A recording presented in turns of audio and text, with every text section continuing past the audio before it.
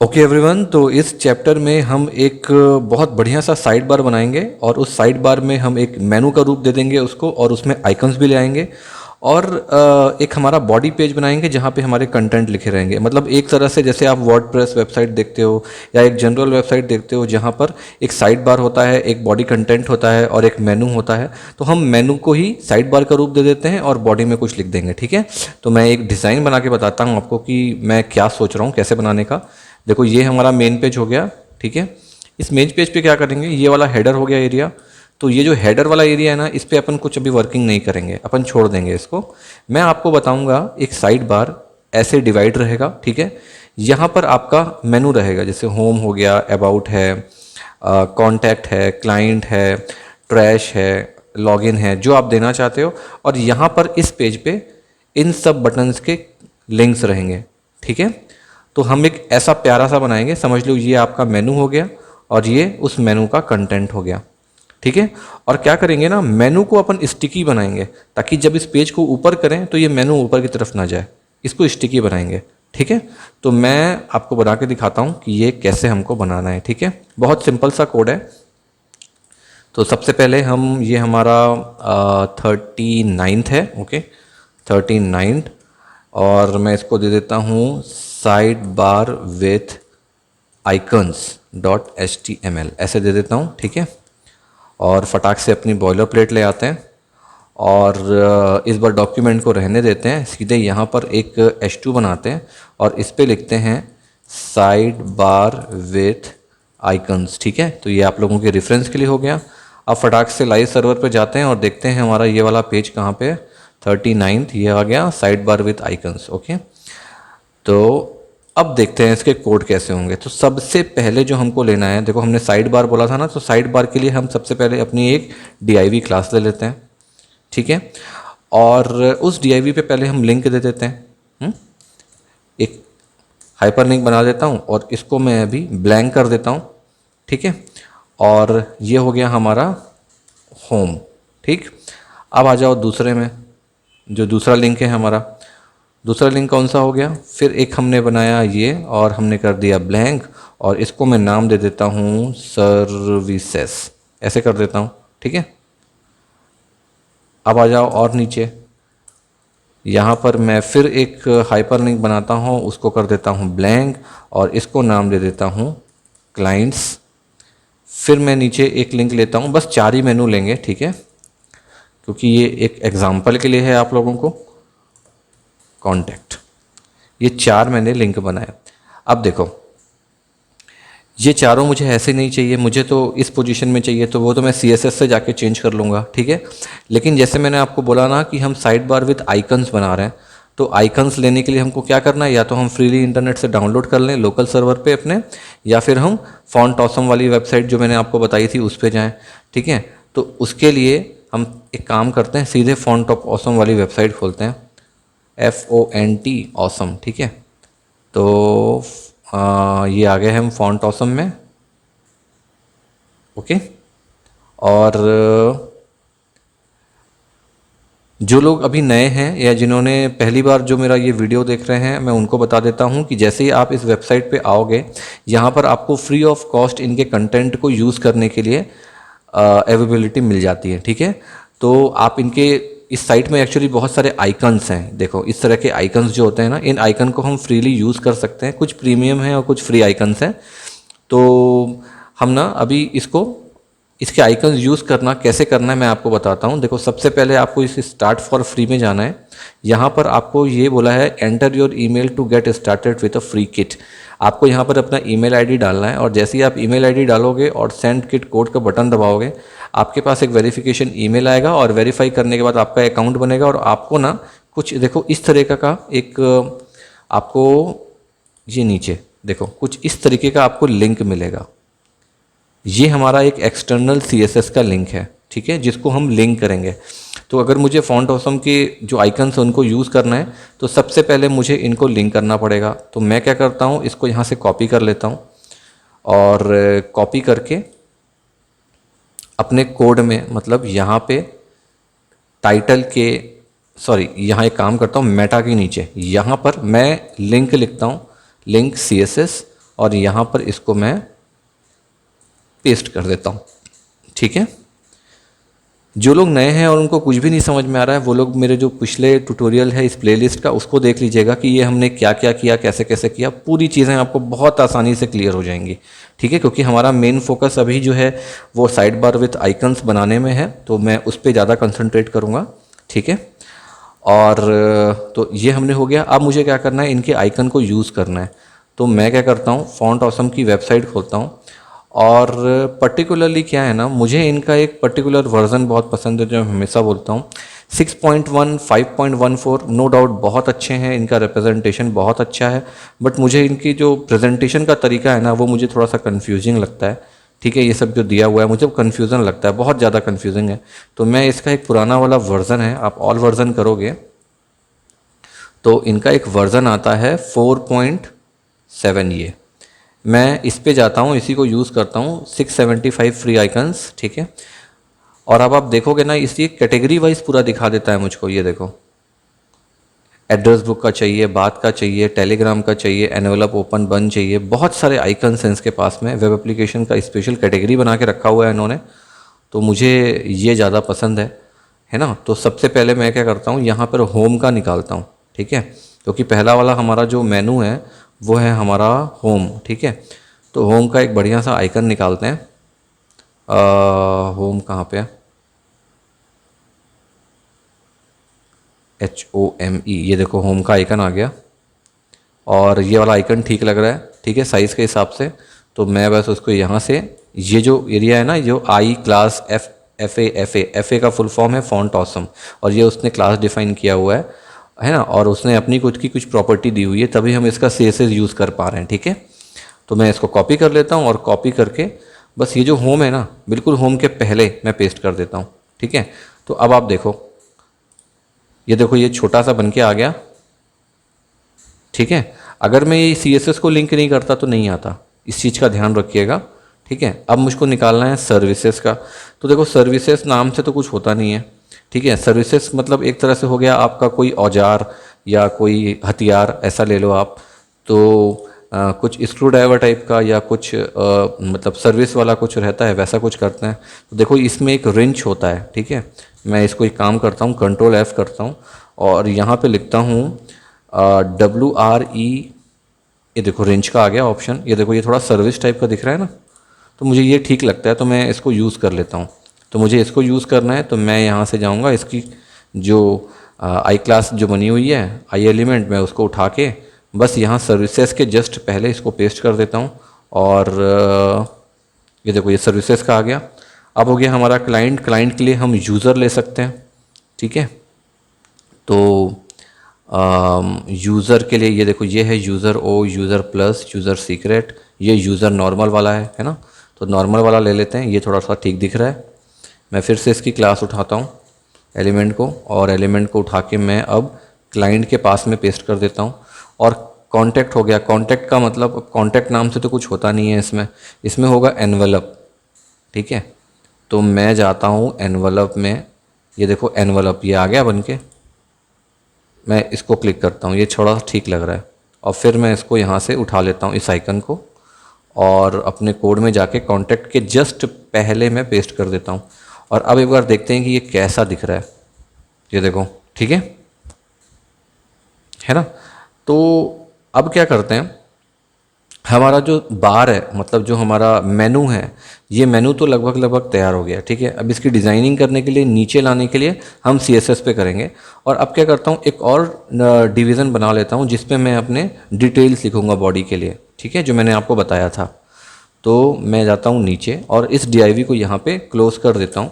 ठीक है, और इस यहाँ पर एक नई डिवीज़न स्टार्ट करता हूँ। ठीक, और यहाँ पर क्या करता हूँ, सबसे पहले तो मैं एक H2 बनाता हूँ, एक अपनी हेडिंग बनाता हूँ, और उस पर लिख देता हूँ side bar with font AWESOM, ये उसी वेबसाइट का नाम है। ठीक है, फॉन्ट ऑसम आइकन्स, ताकि आपको रेफरेंस हो जाए कि हमने यहाँ से पिक किया था, इसलिए मैंने यहाँ पे फॉन्ट ऑसम आइकन्स लिख दिया।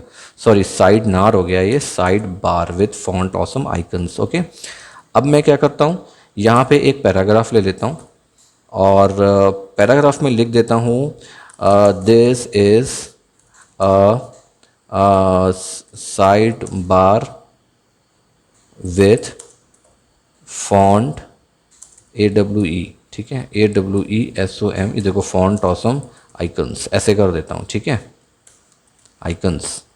और एक और ले लेता हूँ, लेकिन यहाँ पर ना मैं फिर से कुछ लिखता नहीं हूँ, मैं सीधे लॉरम ले लेता हूँ ताकि मुझे एक पेज दिख जाए। ये लॉरम क्या है? लॉरम एक बाय डिफ़ॉल्ट इनका टेक्स्ट है।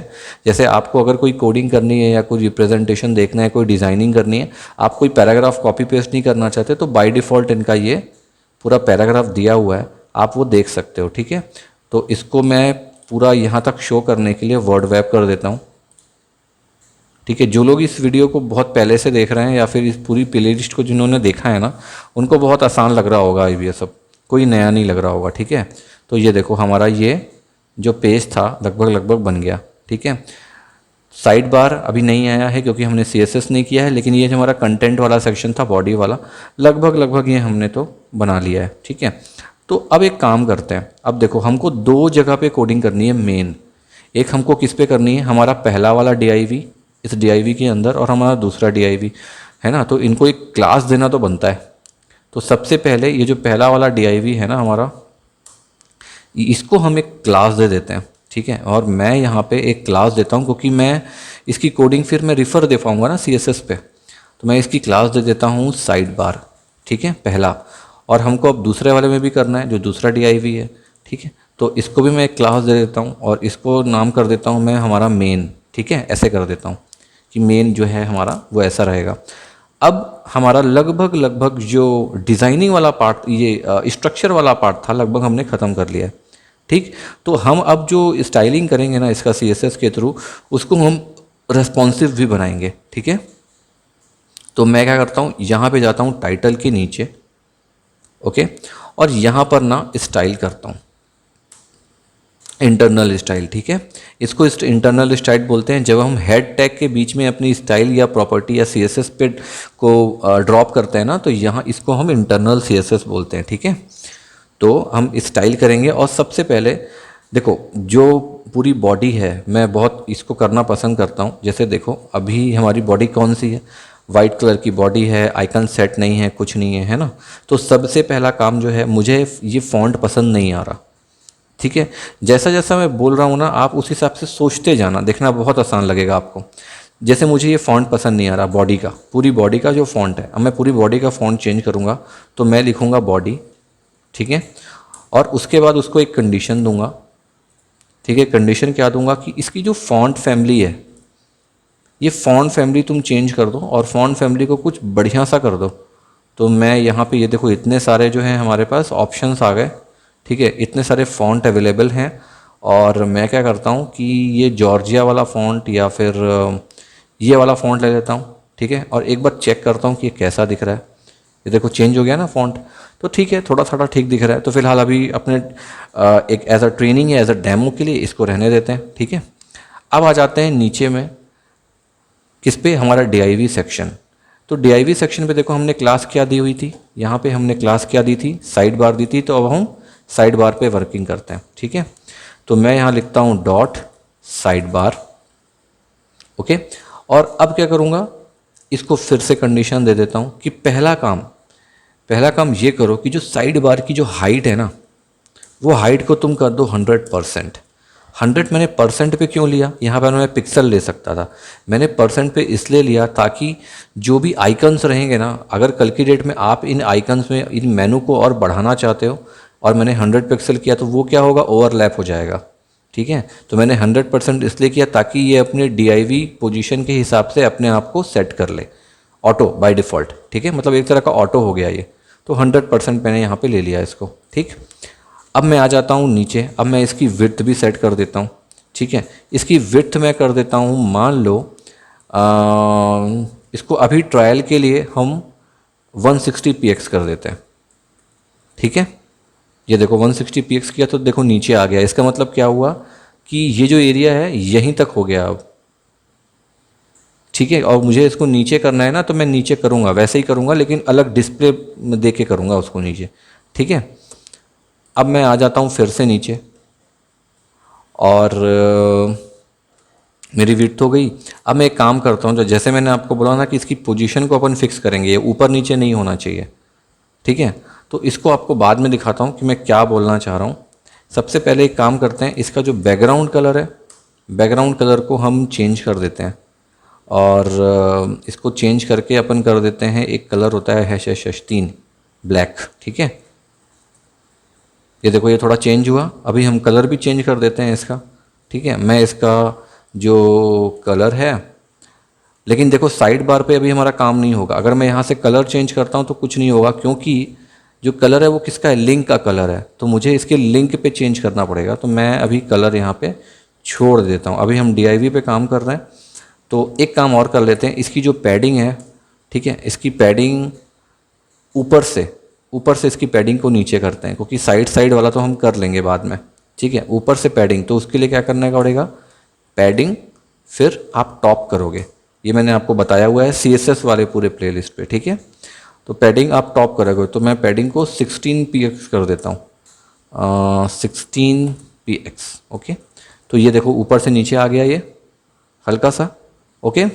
अब मैं इस पर क्या क्या करूँगा देखो। अब आप, ये मेरा सेट हो गया। अब मैं सबसे पहला काम करता हूँ, इसका जो Z इंडेक्स है, ये देखो Z इंडेक्स आ गया, इसको मैं कर देता हूँ 1, ठीक है। कुछ नहीं हुआ ना, अब होगा, अब आप देखना। अब नीचे आ जाता हूँ और इसको टॉप से कर देता हूँ, कितना, 0। तो ये देखो कैसे ऊपर जाता है, ठीक है। और इसको मैं लेफ़्ट से भी 0 कर देता हूँ, तो बिल्कुल ये ना टॉप और लेफ़्ट में पूरा चिपक जाएगा। देखो चिपक गया। अब मैं क्या करता हूँ, इसकी पोजीशन को भी रुक जाते हैं, ठीक है।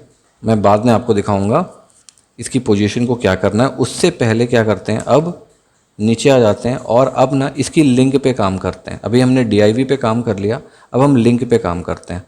तो लिंक पे काम करने के लिए मुझे क्या लिखना पड़ेगा, मुझे लिखना पड़ेगा साइड बार, और साइड बार की ये लिंक है तो मुझे A देना है हाइपर लिंक का, ओके।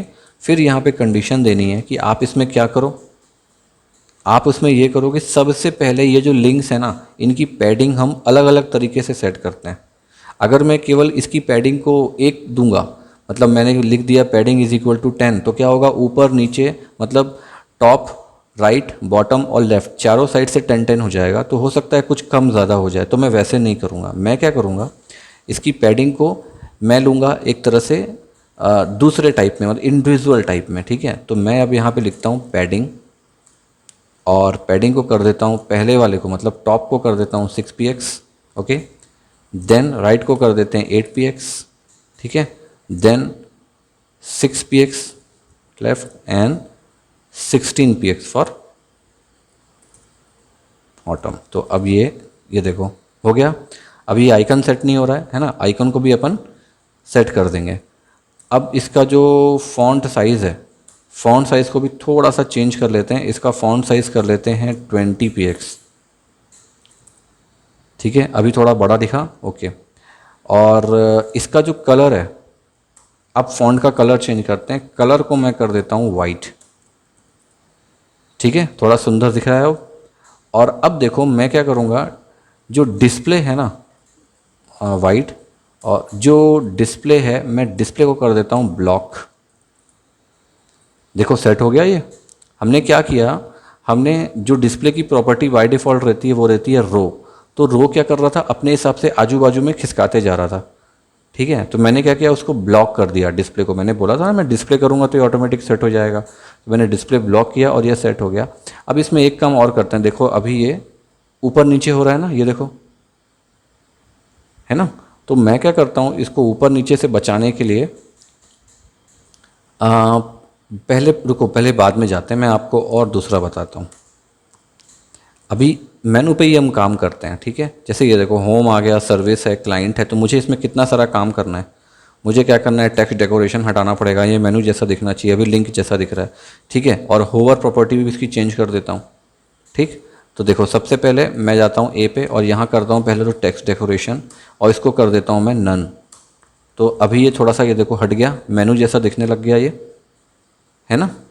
और अब क्या करते हैं, होवर पे जाते हैं इसके, तो डॉट साइड बार, ठीक है।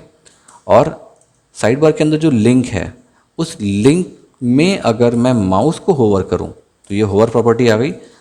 तब इसमें क्या हो, इसका जो कलर होना चाहिए, ठीक है, इसका कलर को आप चेंज करके कर दो, ब्लैक है ना, तो येलो कर दो, ठीक है।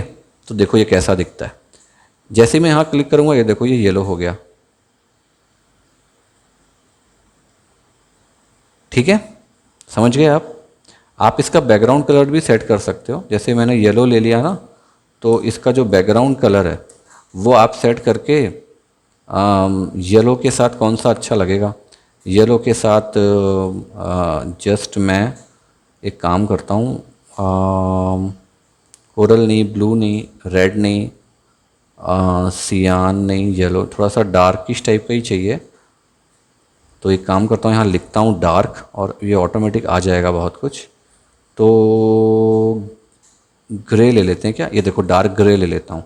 देखो अभी आप, ये देखो चेंज हो गया ना बैकग्राउंड कलर।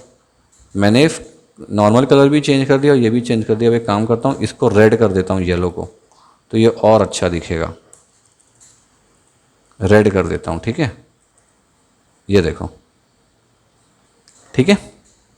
मतलब ये थोड़ा सा चेंज हो गया। आप अपने हिसाब से CSS पे जो करना चाहो आप कर सकते हो, अच्छा डिज़ाइनिंग होना चाहिए बस, ठीक है। तो ये तो हमारा हो गया ये वाला पार्ट, मतलब होवर हमारा ख़त्म हो गया, ठीक है। अब मैं फिर से नीचे आता हूँ। अब मैं आता हूँ जो सेकंड वाली DIV हमारी बनेगी, मतलब ये वाली DIV, इस पे आता हूँ, ठीक है। अभी इसको भी डिज़ाइन करते हैं।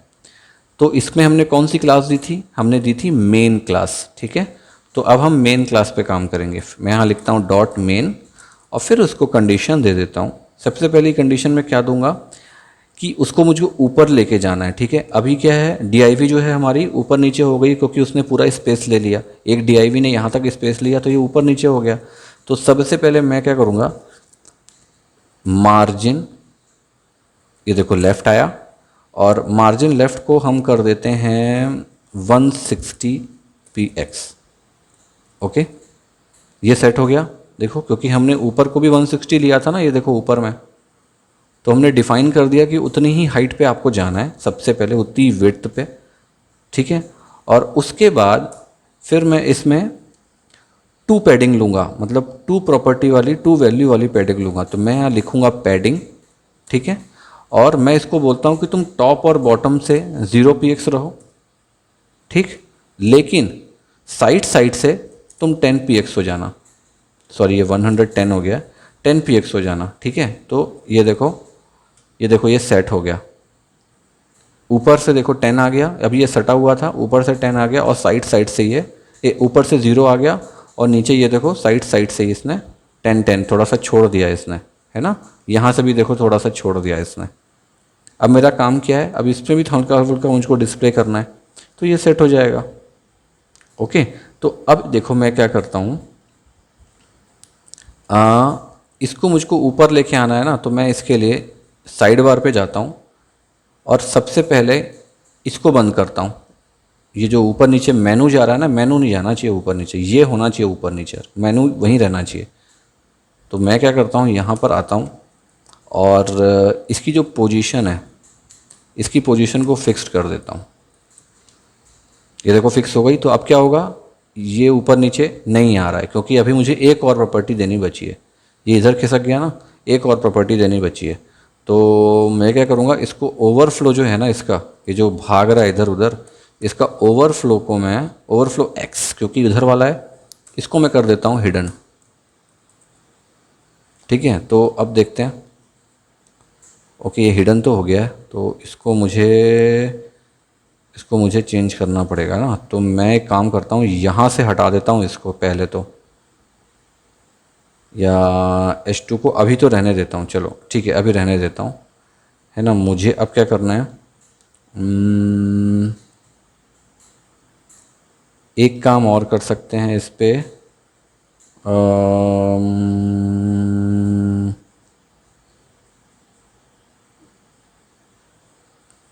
साइड बार की लिंक तो हम हो गया, उसको बाद में करेंगे, ठीक है। और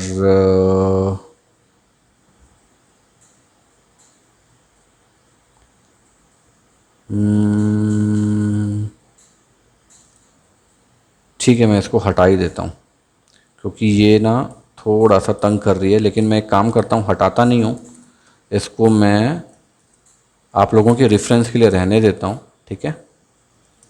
इसको हम कमेंट कहते हैं, ठीक है। और इससे क्या होता है, आप कुछ भी पेज में लिखोगे ना तो वो शो नहीं होगा। तो ये देखो अब ये सेट हो गया है ना, ये पूरा सेट हो गया। तो अब मैं क्या करता हूँ, इसको थोड़ा सा मीडिया बनाता हूँ इसका, क्योंकि देखो अभी मैं क्या करूँगा, ऐसे करूँगा तो ये देखो ऐसा दिख रहा है ये।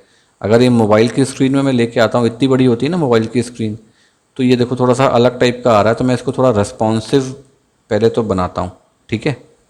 इसको थोड़ा सा रेस्पॉन्सिव बनाते हैं। तो उसके लिए क्या करना पड़ेगा हमको, उसके लिए हम मीडिया पे कर लेते हैं, ठीक है। तो ये जाओ और ऐट द रेट मीडिया यहाँ आपको करना है, ठीक है। और मीडिया करने के बाद उसकी स्क्रीन पहले, एंड उसकी जो मैक्स विड्थ होगी तो MAX और विड्थ, ठीक है। इसको मैं चाहता हूँ टैब के आसपास, मतलब 450px, ठीक। देन मुझे यहाँ कंडीशन ये देनी है कि देन फिर इसका जो साइड बार है, ठीक है, साइड बार की जो पैडिंग होनी चाहिए ना, ये पैडिंग को आप कर दो 15 के आसपास कर दो, 15px। किसको, पैडिंग को, सॉरी रुको रुको रुको, पैडिंग, ठीक है। इसको कर दो 15px सॉरी। और ये हो गया। इसके बाद जो हमारा फिर से जो हमारा साइड बार है ना, इस साइड बार का जो लिंक है, ठीक है, इस लिंक का जो फॉन्ट साइज है, इस फॉन्ट साइज को कर दो आप 18px, और मैं इसको सेव कर देता हूँ, ठीक है। तो अब मैं जाता हूँ छोटे मीडिया स्क्रीन पे, और ओके, तो ये ओवरफ्लो हिडन, ठीक है, ये हो गया ऐसे, ये हो गया ऐसे। हम्म।